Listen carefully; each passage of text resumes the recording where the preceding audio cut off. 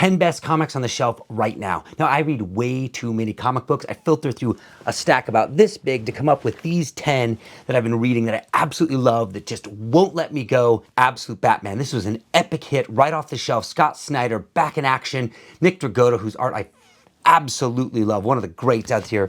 And once again, Snyder delivers an incredible Batman story. In this world, really interesting take on it here. Batman is poor and young, and it's a much more visceral experience here with Batman. Alfred Pennywise has been sent to kill this young Batman, which has a very different feel to him because he's super young, he's broke, he's fighting in a low-rent gym, he's trying to figure out who his identity is as the Bat. And there's this group called the Party Animals doing horrific things to the citizens of Gotham here, and Batman is bent on stopping them. One of my favorite parts about the redesigning of his suit and the way he fights is he pulls the ears off of his suit and their blades and he hurls them, and that's his Batarang. And then he has this epic thing where he has the Bat Axe. This little thing connects to the bat on his chest, becomes a battle axe. Super cool. And then there's this level of aggression you can see here. Absolutely love the visceral feeling to Batman in the world of Absolute. Absolute Wonder Woman, Kelly Thompson, with this beautiful cover here by Dan Panosian. Cost me 30 bucks, totally worth it. This is a really rad take on Wonder Woman. I love this square wanting of her, that she, instead of being an Amazon that grew up in a secret island, she is in fact an Amazon that grew up in hell. Cersei raised her. She was abandoned there after the Amazons betrayed Zeus, and Apollo forced her to be raised there in hell. So she has this really gut-wrenching, guttural past to her, and she drives this steed, this Pegasus, that's this skeleton version. So she's this hellish version of Wonder Woman here with a sword she definitely stole from Guts, from Berserk. Wonderful storytelling, a lot of depth. There's this really nice interaction between mother and daughter, between Cersei and Diana when she's raising her, and being a father and knowing what it's like to let your kid grow older and all the feelings connected to that. Kelly Thompson really lands it. Tin Can Society, this was the left hook for me here. I didn't see this coming. I just grabbed it. Cool cover.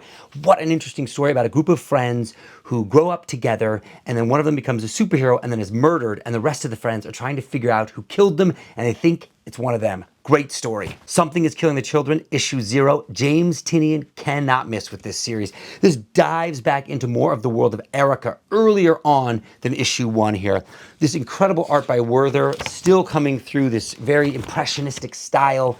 Beautiful coloring for the flashbacks. Gosh, this story never misses. The Terminator here, Declan Shalvey again delivering something incredible for Dynamite, who's been really kicking ass with Thundercats. This story deals with the Terminators that are taking over, and each issue is like a vignetted story about a Terminator or Terminators attacking a group of people or somebody surviving. Very unique approach to the world of the Terminator. Recommend. Night of the Slashers here. This is from Magma, my first book from this publisher. It's a classic slasher story. A group of people on a bus get pulled over at a small town, and at night the town comes to life as slashers here. Art is great. Action is guttural, and it really just sort of pulled me in a unique way. Minor Arcana, Jeff Lemire, another guy who seldom misses in this industry here. Love this story of a girl who's come back to her small town, because it's Jeff Lemire, gotta be a small town, and her mother's a tarot card reader. She has some sort of gifts of magic. There's all this abuse in the past and struggles that she's coming to grips with along with this magic. Really interesting story, recommend. Ultra Mega, James Herron's opus here. This series is still punching with all 17 fists here. Now, this second arc, you certainly need to have read the first one, but this gets you back into this incredible world of kaijus and ultra megas. James, fantastic art here, and this amazing design for all of his monsters. Now, the thing about this story is it takes you into the deeper depths of who the ultra megas are, where the kaijus are coming from. It really blows out the scope of the story here.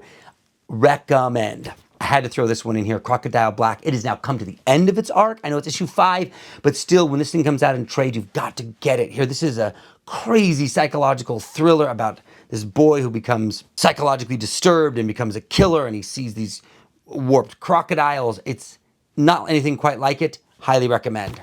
Declan Shalvey on the list twice this time. This guy is on a roll here. I'm very impressed with him as both an artist and a writer. His storytelling depth is really tremendous here. Old Dog, I loved the original graphic novel for this.